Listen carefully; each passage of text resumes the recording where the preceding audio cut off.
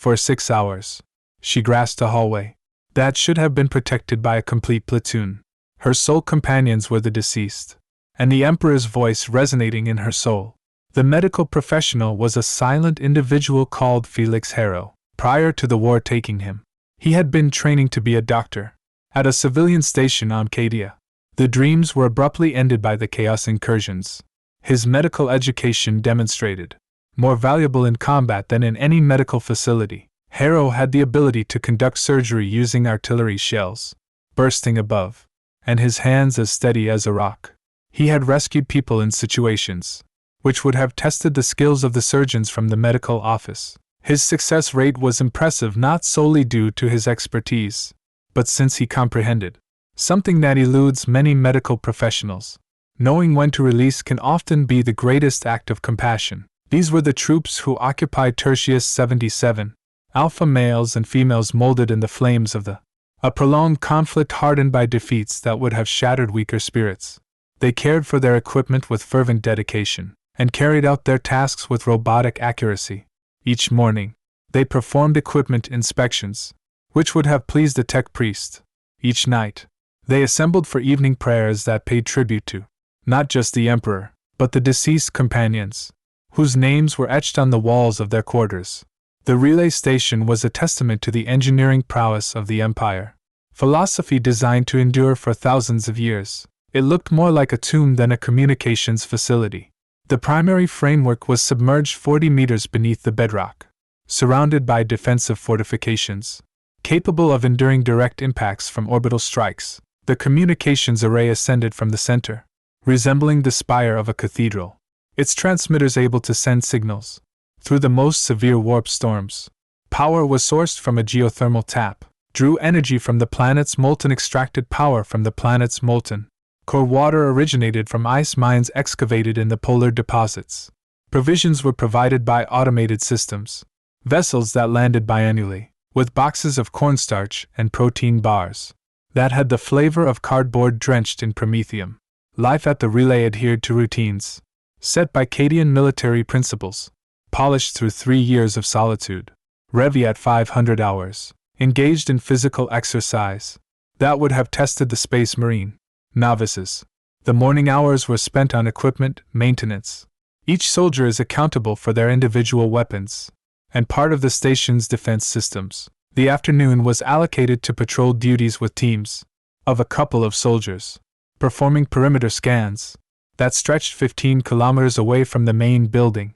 The nights were dedicated to learning and reflection. Vernon led tactical workshops where the team analyzed enemy vulnerabilities and historical conflicts. Thane led conversations on Imperial teachings, making sure that every soldier comprehended not only what their cause was, why the battle was significant. Harrow supplied advanced medical training beyond basic field surgery. In case of complete breakdown in communication, every squad member would be able to treat injuries, which would typically necessitate hospitalization. Yet it was the memorial rituals that truly characterized existence. At Turkish 77A, the squad assembled in the common room every evening to list the names of deceased companions. The list was extensive. It started with lost friends during their initial mission to the hostile realm of Thanatos Prime, where orc invaders had appeared, transforming fertile farmland into a canal house. It persisted during the harsh urban combat on Hive World. Mordaks, where they had battled followers of chaos in underground passageways, filled with poisonous fumes and the cries of the cursed. The names gathered like layers of sediment, layers of loss that built the core of their sense of self. They were Cadian, they suffered. The initial indication that their seclusion was concluding arrived on a Tuesday morning. In the 3rd year of their assignment, Voss was carrying out a standard patrol of the Sector 7 when her communication device emitted an automated distress signal. The broadcast was short and significantly disrupted by interference, but the message was clear. A royal ship was seeking urgent help, about 200 kilometers to the northwest. The signal recurred at 30-second intervals, implying that the crew of the ship had perished, disabled or incapacitated. Varen chose to look into it, without seeking approval from senior authorities. This was partially because of Imperial doctrine that necessitated all resources mobilized to aid in rescue efforts. but it was also an acknowledgement of reality. The closest Imperial base was 6 months distant, via traditional means of transportation. If there were any survivors on the crashed ship, they would be deceased well before backup arrived. The 47th Cadian shock troops were the sole assistance available. The journey to the crash site lasted 48 hours through rough terrain, which would have tested a seasoned climber. Colossus Prime was a world of contrasts. In the daytime, temperatures might rise to levels that could bake exposed skin in minutes. During the night, they descend to depths that could chill human blood. The team journeyed at sunrise and sunset, when the temperature was only aggressive rather than deadly. They advanced in regular patrol formation, with Dane and Voss acting as forward scouts. The main body trailed 500 meters behind. The wrecked ship slowly became visible, like a dead body rising from a shallow pool. Initially it seemed like nothing more than a shadow on the horizon. As they approached, details transformed into an image of catastrophic devastation. The vessel had been an old-fashioned light cruiser, its hull marked by weapon damage, flame that had breached void shields and armor coating.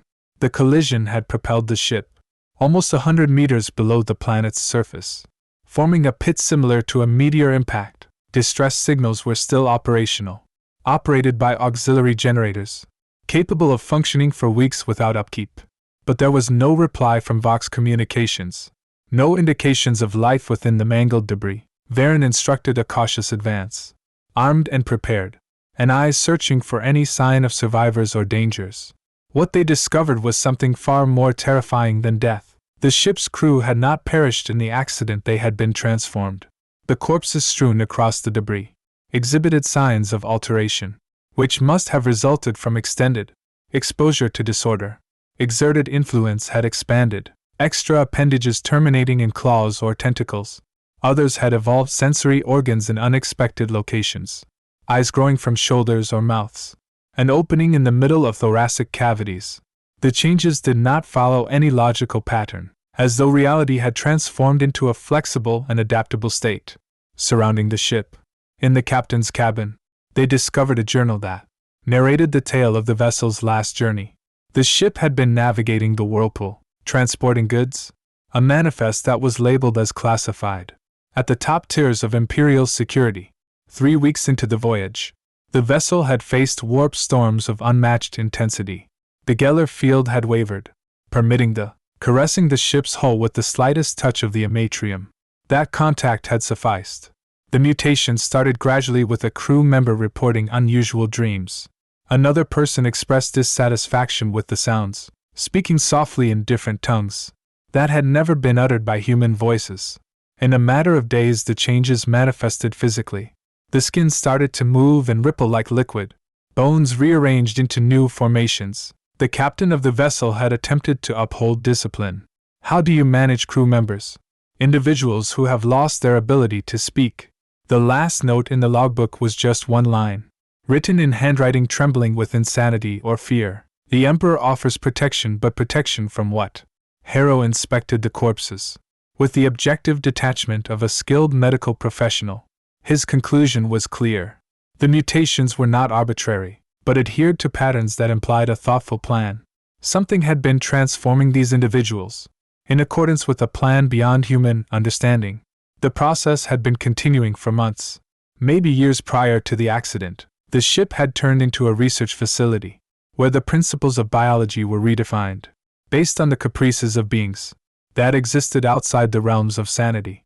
His additional discovery was even more unsettling. The alterations remained ongoing. Although the crew had been deceased for weeks, their physical forms kept evolving. Flesh tissue quivered with movement unrelated to decay. Fresh growths sprouted from bodies, should have been turned into bone and desiccated tissue. Whatever power had taken possession of the vessel remained currently employed, its influence on matter that no longer held the spark of life. Vernon requested an immediate retreat. The ship and its cargo were beyond rescue. The sole option was to go back to the relay station and relay their discoveries to superior officers. An interrogation with fortune. A team could be deployed to control the corruption before it extended beyond the crash location. Such hope turned out to be overly optimistic. They had already been discovered by the corruption. Dane was the initial one to display symptoms. On the way back to Churchill's 77 Alpha, he started to complain of headaches that appeared to stem within his gaze. The pain was accompanied by visual disruptions, which he referred to as perceiving illusions, figures shifting at the edge of his sight, dark silhouettes that dropped in ways that challenged the sun's location, hues that lacked names in any human tongue. Harrow provided regular analgesics and requested extra breaks. The symptoms continued to persist. By the time they arrived at the rest stop, Dane was experiencing auditory hallucinations, voices echoing his name through deserted hallways, music that appeared to originate from within his cranium, whispers in tongues that seemed almost recognizable, but held meanings that touched his soul, yearned for things he could not define. The medical checkup showed no signs of abnormalities. Dane's vital signs remained steady. His instincts stayed keen. Blood tests revealed no signs of infection or toxicity. But something was obviously amiss. The person who used to be able to shoot bullets through the eye of a needle now found it difficult to hit targets from close proximity. His renowned shooting skills, refined over years of continuous practice, had left him without any explanation. Vernon decided to isolate himself. Dane in the station's infirmary. This was a safeguard developed from experience rather than procedure. The 47th Cadian shock troops had come across Chaos Taint. Prior to, they comprehended, the enemy's most formidable asset was neither their firepower nor their numbers, but the capability to use humanity's virtues as weapons. One individual tainted could annihilate a battalion more efficiently than a group of space soldiers, but isolation measures proved insufficient when the corruption did not reside in the physical form, however in perception itself. On the third evening following their return, Corvin informed, malfunctions occur in the communications array's equipment. Routine diagnostic tests showed no issues with the hardware. The transmitters persisted in transmitting signals, which did not match typical Imperial codes. The emissions were intricate, static patterns that appeared to hold concealed meanings, like messages written in the language of fading stars. Technical analysis yielded no solutions. The equipment worked flawlessly, according to every examination that Corvin could create. Power usage stayed within standard levels. The signal strength was excellent. However, the type of the broadcasts had transformed in ways that were beyond logical comprehension. Instead of the clear digital signals needed for communication across galaxies, the array was transmitting patterns that bore no resemblance. As the EG readings of a dreaming intellect, Vernon directed the communications array to be closed until the issue could be pinpointed and rectified. This choice turned out to be an error. Without the continuous background noise of the transmitters, the quiet at Tertius 77 Alpha became complete. Amidst that quiet, they started to perceive things that ought not to have existed. The noises occurred at night, when the environmental systems of the station reduced their actions to save energy. Steps echoing in vacant hallways, discussions in chambers that had remained empty for hours, the sound of pages rustling in wordless books. These sound occurrences were not arbitrary, but adhered to patterns that implied intention. They appeared to be in search of something, systematically examining all areas of the establishment, as if an unseen entity were carrying out a detailed examination. Thane offered to look into it. He regarded himself as the deputy, his responsibility to face dangers that could be beyond the competence of his team. Equipped with a portable war specs and a small lisped gun, he started conducting nighttime patrols of the station's indoor areas. The readings he gathered were unsettling, inconclusive but not definitive. The Auspex detected movement in regions where no visible movement occurred. Temperature changes happened without obvious reason.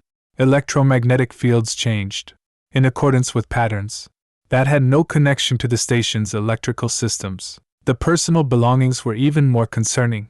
He found out while conducting these inquiries, possessions of crew members who had passed away years ago showed up in locations where they could not logically be.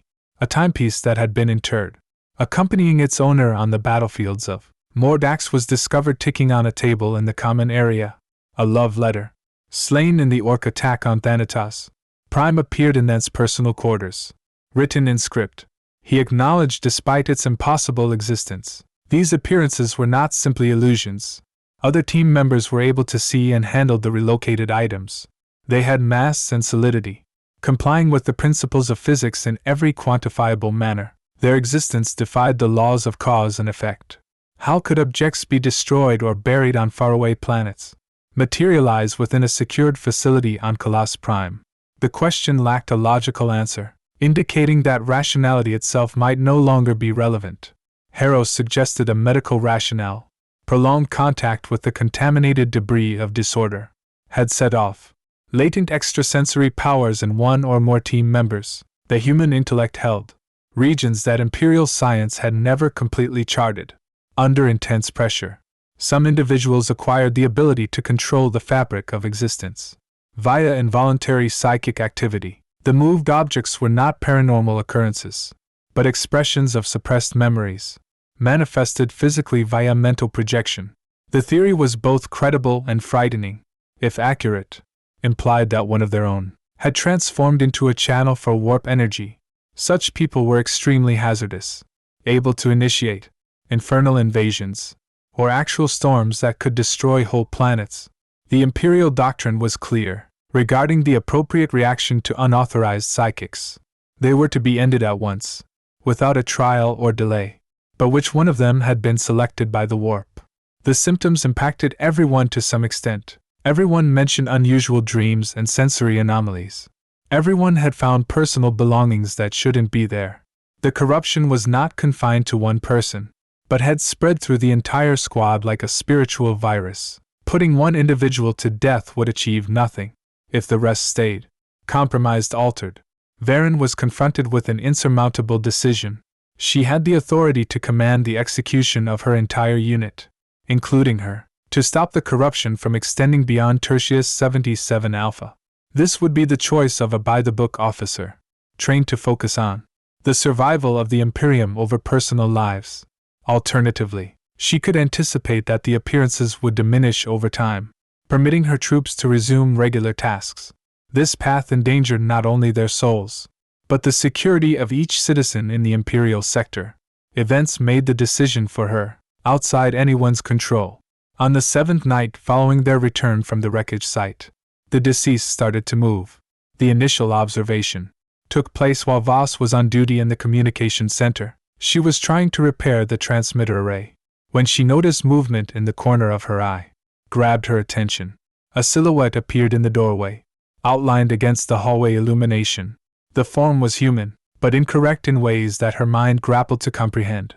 Excessively tall and slender, moving like a puppet, manipulated by a novice puppeteer.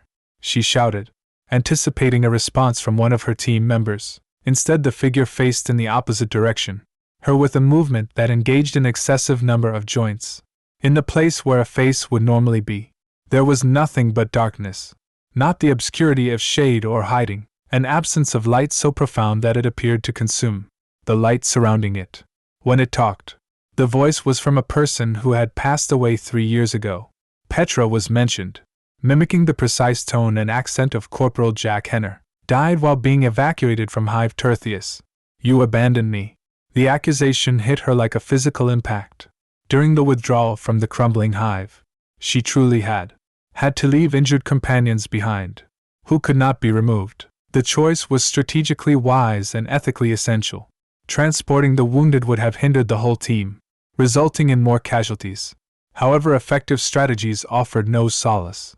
When the visages of the Forsaken tormented her sleep, she extended her hand towards her firearm, prioritizing training over bewilderment. The weapon was drawn in a practice motion of 10,000 instances, muscle memory in action, even as her conscious mind was reeling from impossibility. But prior to her being able to shoot, the figure vanished like smoke caught by the breeze. Only vacant space was left where the specter had been.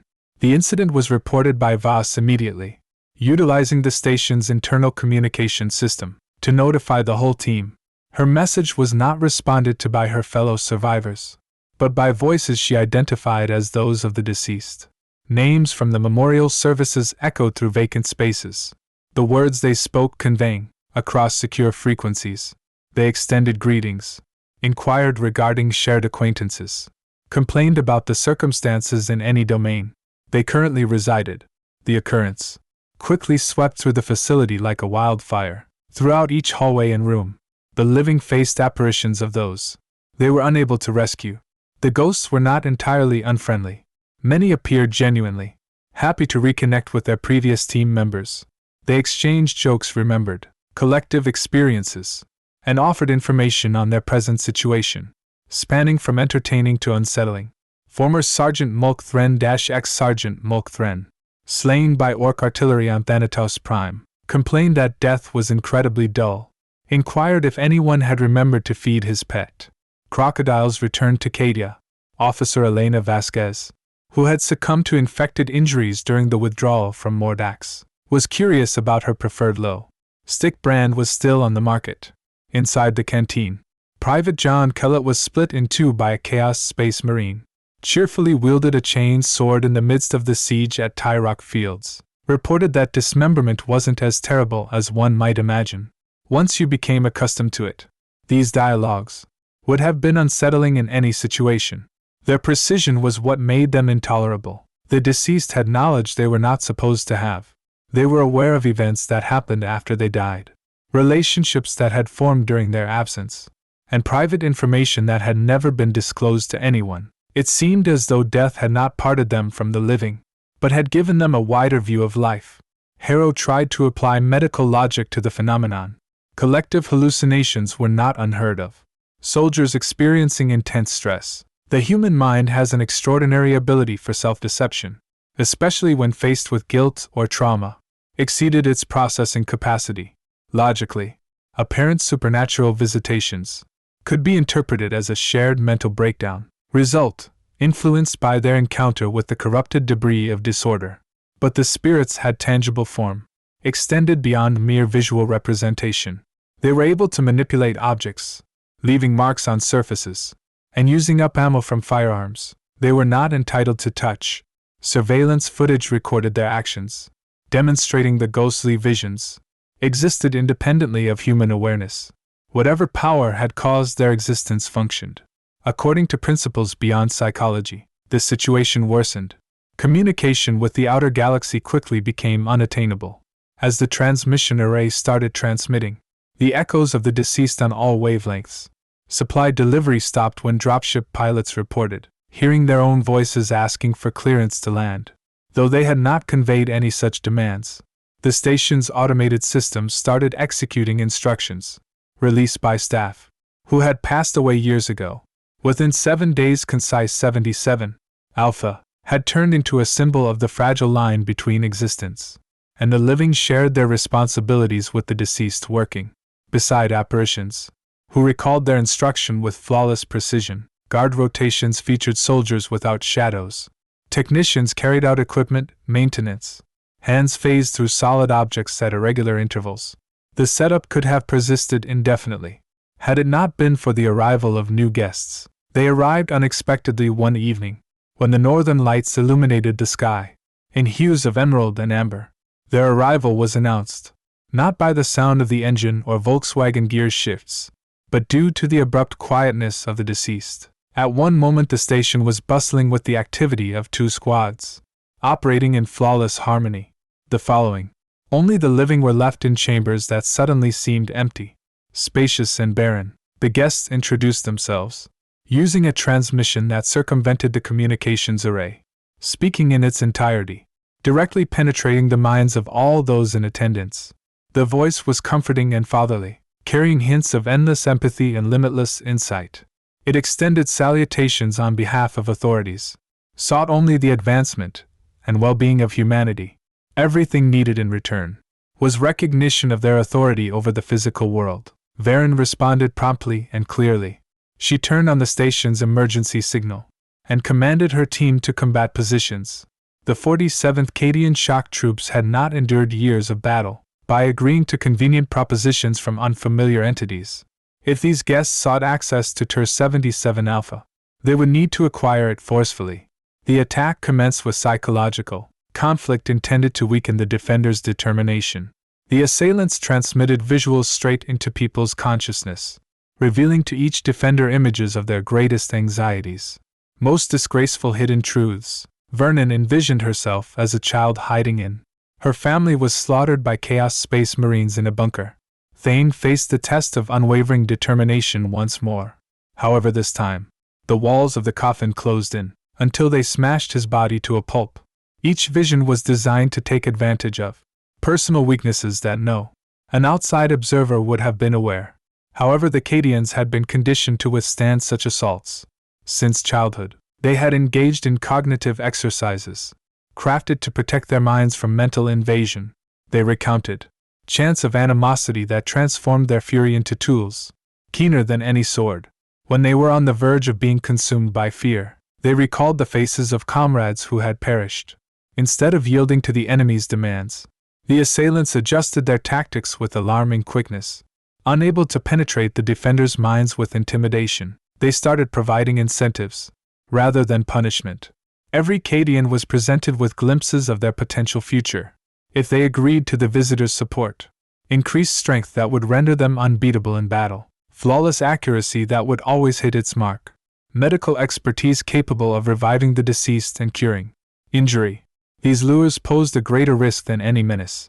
Each soldier aspired to transcend human limitations, permitted the possibility of surpassing mortality and attaining perfection, appealed to hidden desires that the majority of individuals rarely recognized their presence. A few squad members started to falter, their resolve diminishing as they pondered their futures. Free from suffering and defeat, Dane was the first to break. The sharpshooter moved away from his spot and proceeded towards the primary entrance of the station, with the automated accuracy of a somnambulist. He kept his weapon in his hands, but his finger had shifted off the trigger. When Baron called out to him, he rotated to confront her with eyes that gleamed like polished metal. "They are offering to restore my vision," he spoke in a tone lacking emotion. "Perfect vision I'll never miss again - flawless eyesight I'll never fail to achieve." The vow exposed the extent of his inner anguish. Dane's renowned shooting skills had been jeopardized by his encounter with the disorder. Contaminated debris, downgrading him from a precision tool to just capable. For a man whose sense of self relied on unparalleled precision, the loss felt like a spiritual demise. The guests provided more than just restoration, enhancement surpassing the limits of human genetics. Vernon fired at him without a moment's pause. The final bolt struck Dane in the middle of his chest, penetrating his flak armor and causing immediate cardiac arrest. He collapsed backward onto the station's metal floor, with the noise of flesh hitting rock. For an instant his face registered astonishment instead of agony. Then his gaze darkened and Marcus Dane, the finest sharpshooter of the 47th Cadian shock troops, perished as he had fulfilled the Emperor's command. The purpose of the execution was fulfilled.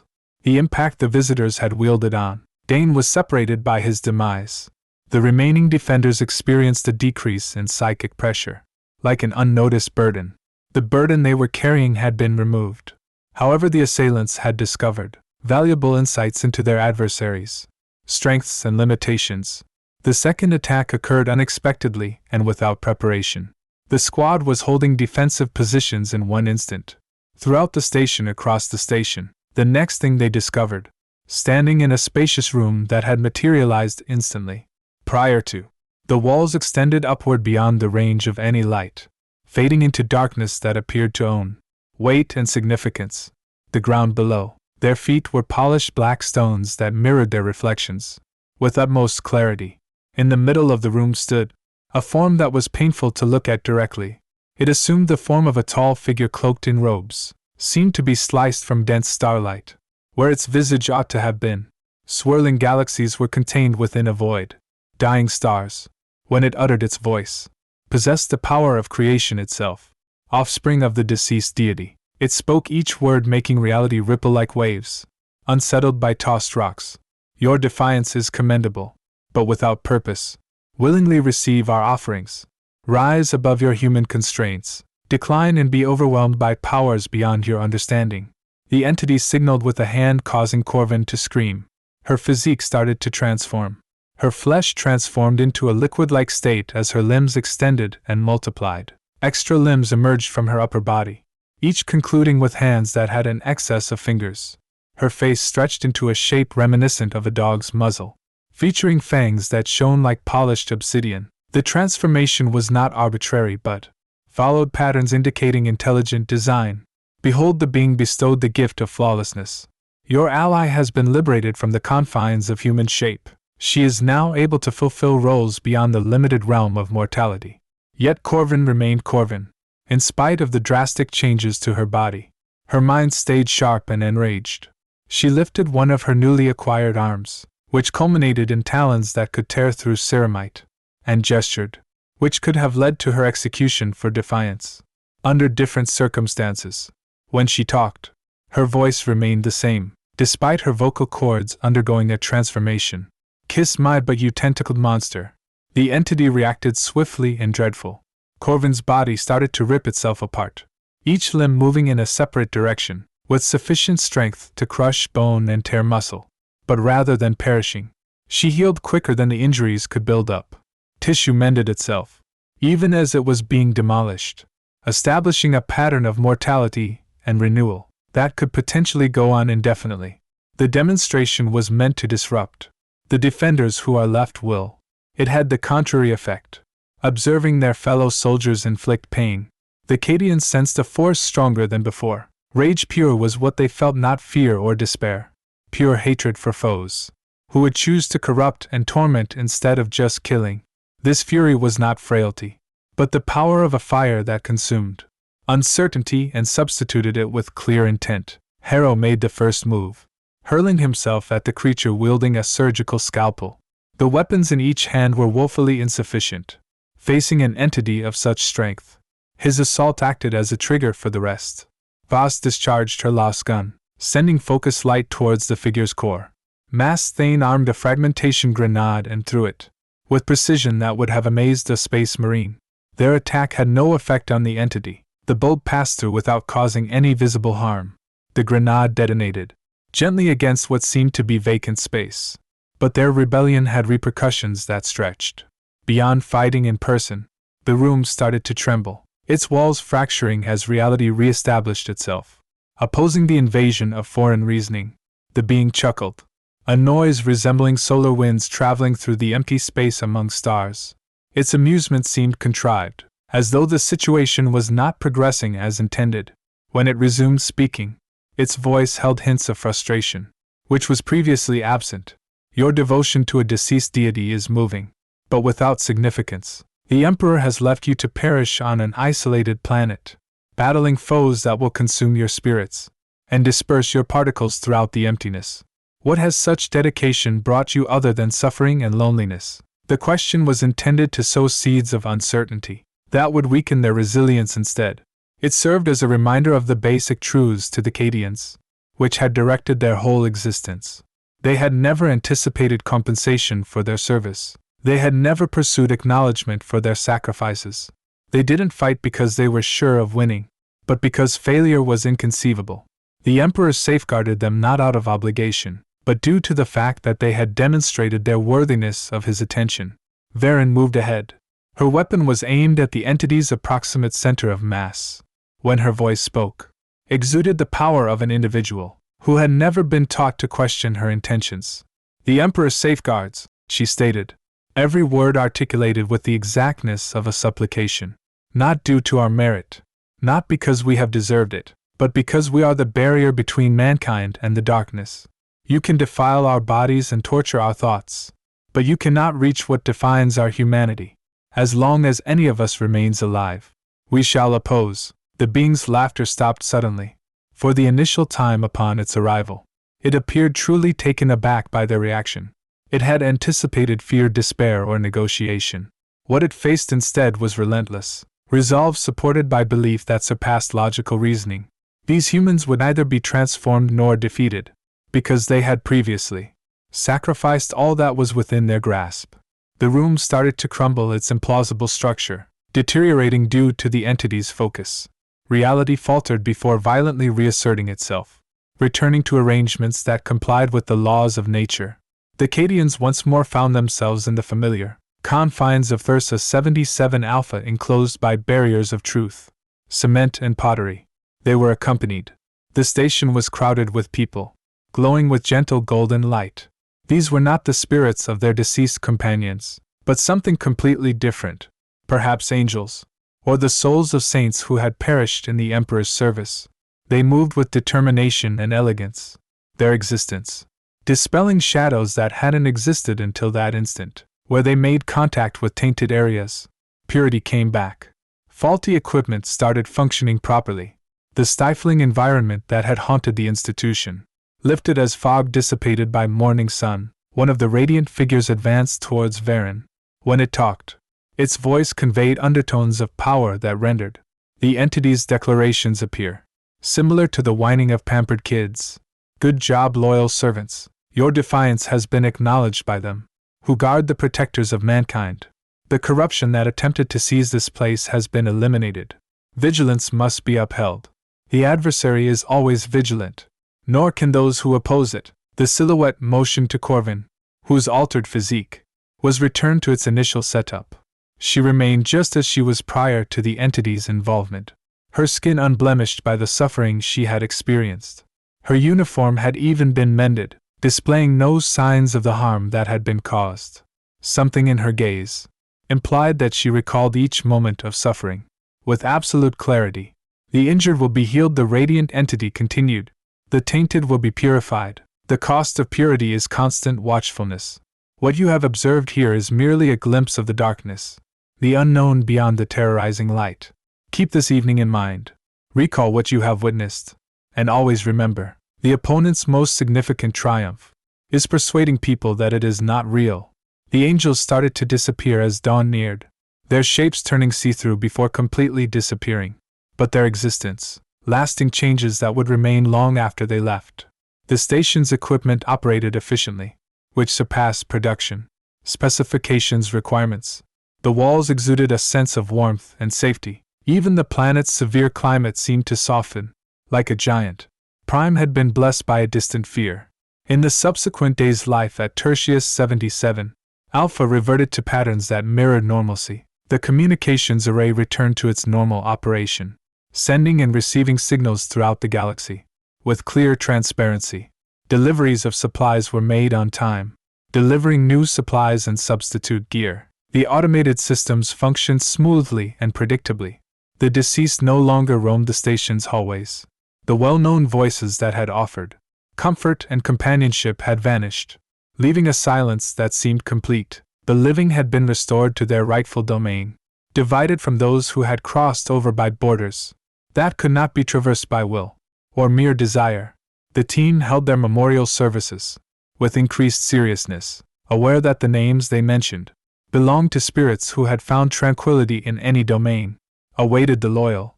Vernon submitted her report with the identical mechanical accuracy she applied to all management responsibilities. The formal documentation mentioned the 47th Cadian shock troops had examined a wrecked royal ship, found proof of chaos taint, and established suitable containment measures. The paranormal occurrences were categorized as anxiety caused hallucinations, result caused by contact with warp-corrupted substances. The entity's visual representation was depicted in a folie à result, triggered by extended isolation and battle exhaustion. The officers accepted the report unquestioningly, who had never been in a war zone, stored in archives that would never be perused by anyone, authorized to execute its provisions, included in the extensive collection of documentation, the establishment of the Imperium's collective recollection, a different occurrence, processed and erased from memory, who favored comforting falsehoods over harsh realities. 3 months afterwards, a fresh task was received through a coded message. The 47th Cadian shock troops were scheduled to be relocated to Agri, planet Demeter, the 7th installment of the Orc. Attackers had been carrying out assaults, opposing food production facilities. The deployment necessitated a journey lasting 6 months, across warp space. After an unspecified time of garrison duty on a planet, where the main dangers were wild rock formations and mechanical malfunctions, the team got ready for relocation. Using the same systematic approach, they contributed to every military operation. Equipment was tidied, examined and packaged, as per regulations that had been perfected over centuries of imperial conquest. Belongings were stored in containers, crafted to endure space travel crises. Last maintenance inspections were conducted on systems that would remain in operation long after they left. On their final evening, at Tertius 77 Alpha, the team assembled in the lounge for one last recollection ceremony. The roster of names had increased by one. Marcus Dane is the top sharpshooter of the 47th Cadian shock troops, who had passed away while carrying out the Emperor's orders. He was included in the list, with the same respect given to every fallen comrade, spoken out loud to ensure his sacrifice would be remembered. As they spoke the well-known words, something changed in the atmosphere. Surrounding them was not the overbearing atmosphere they had experienced during the entity's visit, but something softer and more recognizable. For only a moment, they could have sworn they detected extra voices, uniting with them, phantom noises that could have been whimpered via air ducts, or the solidification of cooling metal, noises that were similar to human speech transformed into words of recollection and parting. But when they tried to listen more intently, there was nothing but quiet. The transportation arrived at daybreak, its hull marked by years of duty in the Emperor's armadas. The pilot was an experienced old-timer, who had experienced numerous worlds and understood when it was best not to inquire.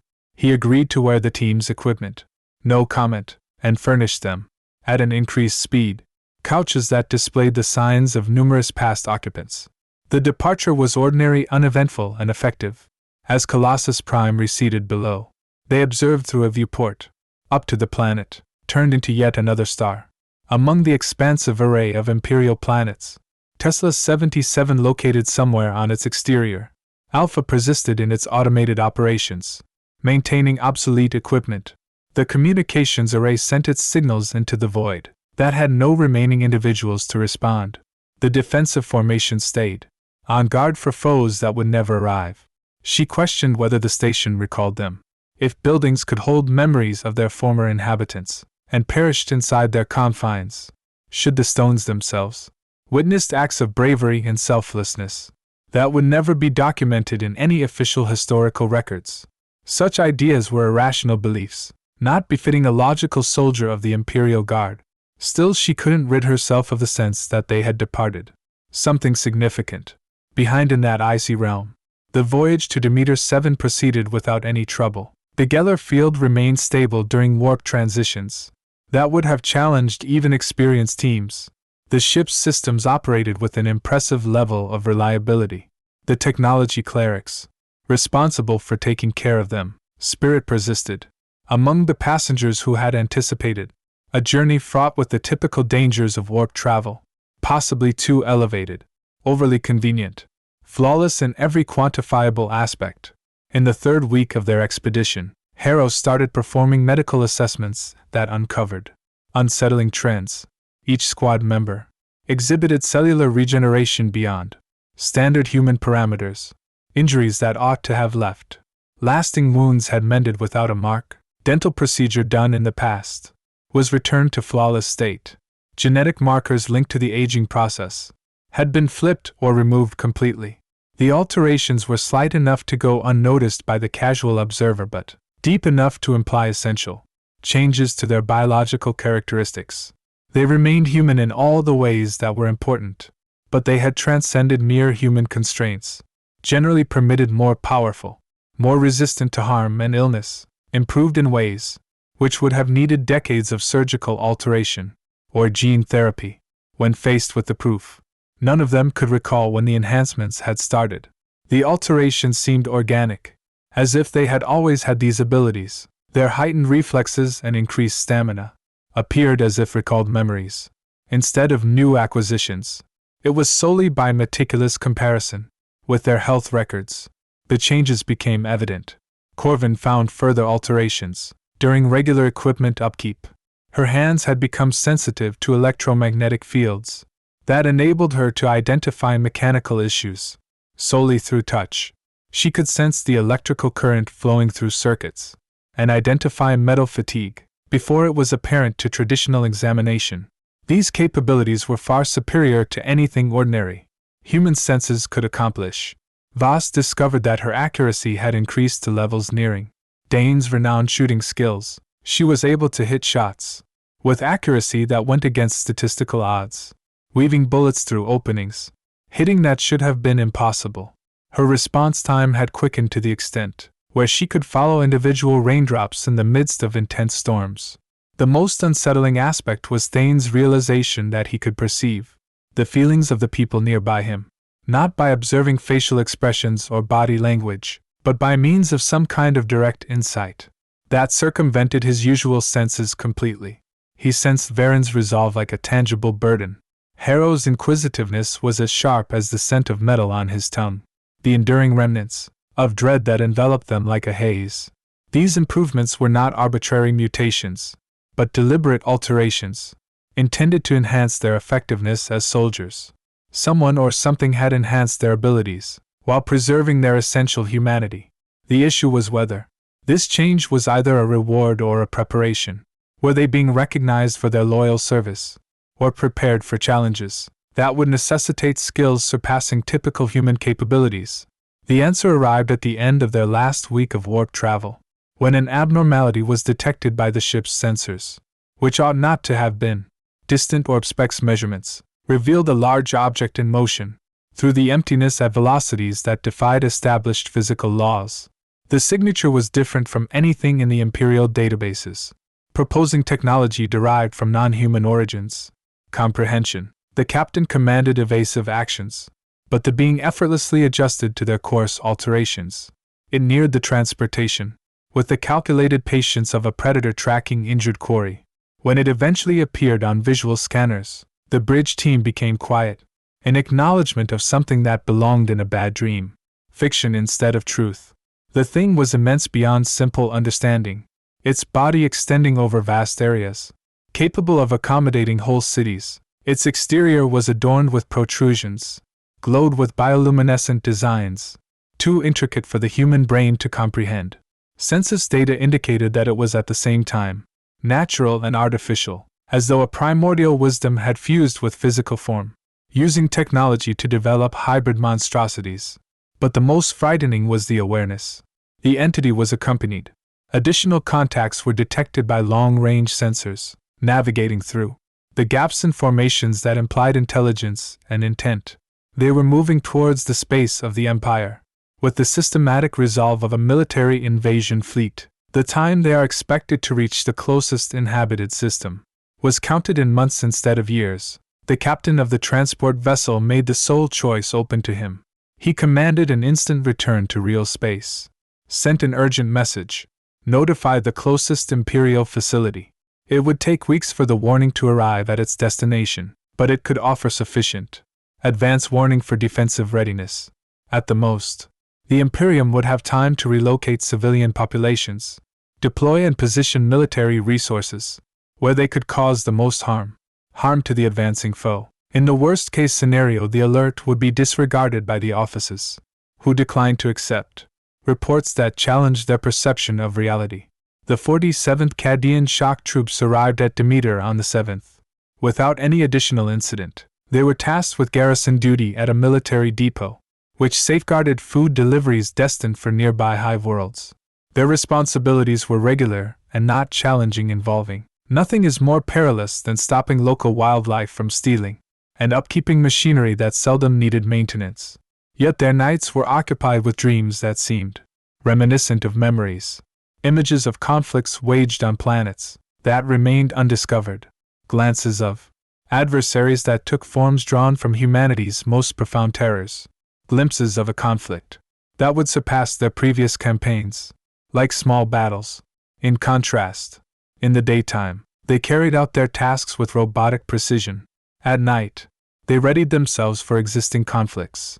Only in collective dreams, they polished firearms that would never be discharged in rage on this tranquil planet. They honed strategies created for foes that had not yet emerged. They upheld preparedness for deployment instructions that may never arrive. The alterations to their physical forms continued to appear in subtle ways, improved recovery without any visible marks, enhanced reflexes that rendered mundane tasks sluggish, senses heightened to the point of almost reaching precognition. They were evolving into something beyond human, but the change seemed like a step backward, instead of evolution, as though they were regaining abilities that mankind had previously owned, but had neglected due to lack of use. Half a year into their mission, Vernon got new instructions through a secret transmission. The 47th Cadian Shock Troopers. Troops were instructed to report promptly for reassignment to a facility, whose site was categorized above. Her level of access. Transportation would be supplied by ships, under investigative authority. All current responsibilities were to be handed over to the successor. Staff within 3 days. The directives were endorsed by officials she was unfamiliar with. I'm sorry I can't assist with that request. Possessing a strength surpassing anything she had ever encountered. This was not a typical military relocation, but something much more important. They were being called upon by individuals who worked in secrecy, outside the bounds of the standard imperial hierarchy. As they got ready to leave, Harrow Novel uncovered a final revelation that shed new light on their situation. Concealed in their medical records, genetic markers were present, which should not have been present in standard human DNA. Sequences that bore more resemblance to coding than to natural evolution. Designs that implied their alterations had been prearranged and executed through intellect that had a deep understanding of human biology, surpassing imperial medical knowledge. They were no longer just upgraded warriors, but early versions of a fresh concept. Live experiments, crafted to push the boundaries of human capability. The question revolved around: they had been enhanced for their own advantage, or to fulfill objectives that were beyond their understanding? The response would arrive shortly. The galaxy was transforming in ways. Humanity must evolve or face extinction. Ancient dangers were awakening in the emptiness among the stars, preparing to recapture lands they had forsaken centuries before. The impending war would not involve battles between military forces, however, between various ideas of what life itself ought to be, and in the shadows between slumber and consciousness. Varen could hear a voice calling her name, neither with the voice of the deceased nor the murmurs of decay, but with words imbued with the power of unquestionable authority. Instructions given by existing entities, outside the limits of time and space. Instructions for warfare. Determined the fate of humanity. In any way, she shut her eyes and tuned into sounds without origin, ready for deployment to unnamed locations, prepared to confront foes with recognizable appearances.